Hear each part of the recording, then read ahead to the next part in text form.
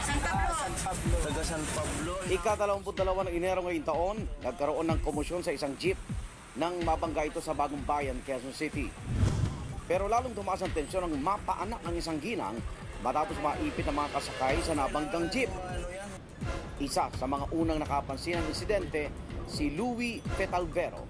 Paglabas ko, pinuntahan ko yung jeep na nasiraan. Nadatnan ko na lang doon, nililinis na nung tatay yung bata, nakalabas na siya. Naku, kailangan nating madala agad. Bagamat nailuwal na ng ginang ang sanggol, kailangan pa rin silang matignan ng doktor. 10 to 15 minutes na lang siguro. Pero dyan lang yung rescue na Huwag niyo munang gagalawin. Malapit lang naman yung fire. Agad-agad ako tumakbo ron para tawagan yung rescue. Ganun? Pero mahalaga mapag-iwalay muna ang mag-ina para mas ligtas silang madala sa ospital. Ang nahinga niya ng tulong ang Bureau of Fire Protection. Kaya naman si Fire Officer 3 Neil Boclongan at ang kanyang mga kasama to the rescue sa mag-ina. Truck for rescue. Wala kaming gamit for medical. Pero pagdating namin doon, kailangan na namin mag-decide kung anong gagawin. Kasi baka lumabas yung placenta, magkaroon pa ng mag-relax yung uterus, magkaroon pa ng bleeding o kaya may laceration yung nanay. Kaya ang decision, ang pinakamalinis na dala namin, yung dental floss po, saka yung scalpel. Mga igang tandaan, dapat sterile o malinis ang gagamiting pamputol sa umbilical cord. Dahil kung hindi, bari itong magdulot ng infection sa ina at sa sanggol. Relax ka lang. Kasi tatalian nila yung... Huwag ka malala, sir. Mga eksperto. Mga eksperto po yan, sir. Alam yan nila. Pagkatapos maputol ang pusod, agad namang sinugod ang mag-ina sa ospital. Para kay Fire Officer Boclongan, wala raw katumbas na halaga ang makapagsagip ng buhay. Kasi siyempre parang masaya kasi nagawa ko yung magagawa ko sa kanila para tumulong at nagawa ko yung sinumpaan kong trabaho ko. Mula sa kanilang tahanan sa San Pablo City sa Laguna, nakilala ng alisto si Mary Joy Maravilla, ang ginang na nanganak sa jeep. Papunta sana si Mary Joy ang kanyang pamilya sa isang kasiyahan, pero dahil sa dinanas na trauma sa pagkakabangga ng sinasakyan jeep, doon na niya isinilang ang kanilang pangalawang anak na si Carlos Lexis. Pagkatapos ng halos isang buwan, maayos naman ang lagay ng mag-ina. At isang mensahe ang nais nilang ipaabot sa mga tumulong sa kanila. Marami pong salamat. Mahalaga rin po yung naitulong nila sa amin po. Pagputol ng pusod ng bata, dinala po kami sa ospital. Papasalamat lang po kami sa kanila. Isang babae na sa Las Piñas ang tila nais ng wakasan ng sariling buhay.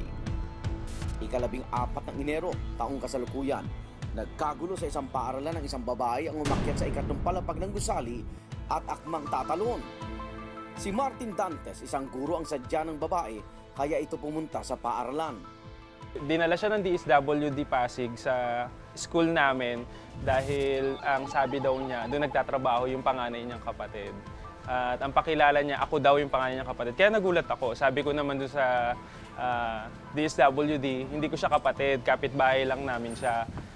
Napagsabihan ni Martin ang babae at doon na ito naghubad ng mga damit at umakyat sa building ng paaralan. Noong una, nasa gilid lang ng building ang babae. Pero nang maglatag ng mga kawani ng paaralang foam sa ibaba ng kinaroonan niya, lumipat siya sa unahan ng building at akmang tatalon na. Pero bago pa man tuloy ang makatuloy ng babae, biglang may humablos sa kanya at inilayo siya sa gilid ng building. Ang alistong pag-aksyon na ito ang nagsalba sa dalaga mula sa tiyak na kapahamakan. Ang kanya naging tagapagligtas. Nakilala namin isa palang pulis, si PO1 Jason Audal. Nung nakita ko po na tatalon na siya, niyakap ko na siya, hinawakan ko na yung dalawa niyang balikat para ma-prevent yung pagtalon niya. Sa isipan ko noon na kung hindi ko man yayakapin siya nung tamang panahon na yon, tamang oras na yon, siguro ikakamatay niya. Ang nailigtas sa mga biktima ay kasalukuyan ng nasa isang pagamutan para sa mga may sakit sa isip. Nabalot ng tensyon ng Muñoz sa Quezon City nang maganap ang isang malagim na aksidente. Isang bus ang nasa intersection habang kasunod naman ito ang isang kotse. Paparating naman ang isa pang bus pero iniwasan nito ang isa pang bus kaya natungko ang kotse hanggang mayupi at pumailalim dito. Tapos dito mismo yung ano.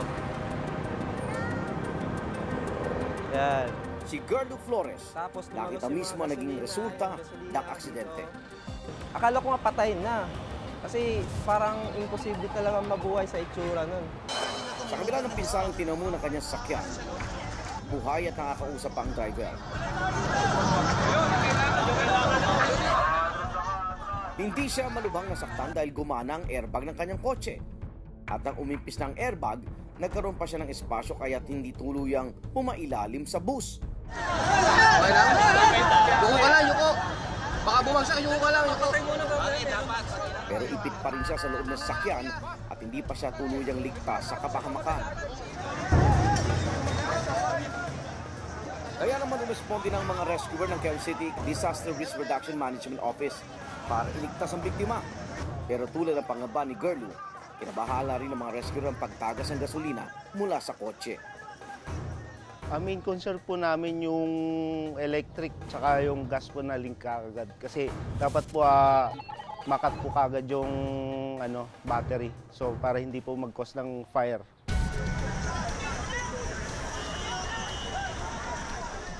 Nang matugunan ito, sinimula na ng mga rescuer ang pag-extricate o pag-alis sa biktima mula sa kotse.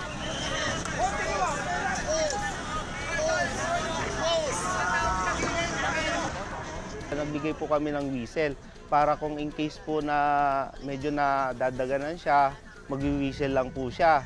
At saka binigyan po namin ng jacket para yung mga debris na tumatalsik hindi po maano sa mukha niya, sa mata niya, hindi another injured. Tsaka helmet po. Matapos ang 30 minuto, matagumpay nang na-extricate ang biktima at naisugod sa ospital. Sa kabila ng pinsalang natamo ng kanyang sasakyan, himalang minor injuries lamang sa ilong at batok ang tinamo ng biktima. Mga igan, kahit anong oras pwedeng mangyaring peligro, pero may mga tao pa rin walang pag-alinlangang tumulong sa oras ng kagipitan. Kaya naman laging maging alisto sa inyong kapaligiran dahil kahit sino pwedeng maging bayani sa mga taong nangangailangan.